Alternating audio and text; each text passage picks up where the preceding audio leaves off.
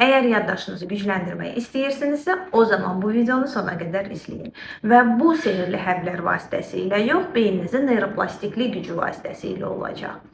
Birincisi, əgər gündəlik həyatda sağ əlinizdən daha çox istifadə edirsinizsə, o zaman sadə işləri sol əlinizlə edəcəksiniz. Misal üçün, diş fırçalamaq, qapını açmaq, telefonu tutmaq və ya sol əlinizdən daha çox istifadə edirsinizsə, o zaman bu işləri sağ əlinizlə görəcəksiniz.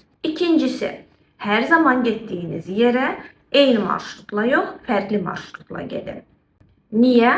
Çünki bu sizin beyninizdə yeni neyron əlaqələrinin qurulmasına səbəb olacaq. Bu da sizin yaddaşınızı gücləndirəcək. Üçüncüsü, sadə hərəkətləri, misal üçün hamam otağının qapısını açmaq və yaxud da ki, geyinmək, bunları gözü yumulu şəkildə edin. Bu sizin başqa hisslərinizi gücləndirəcək və eyni zamanda yaddaş mərkəzini daha güclü işləməyinə səbəb olacaq. Və unutmayın, beyin əzələ kimidir. Onu işlətdikcə güclənir, işlətmədikcə isə paslanır. Bəs siz yaddaşınızı gücləndirmək üçün nə edirsiniz?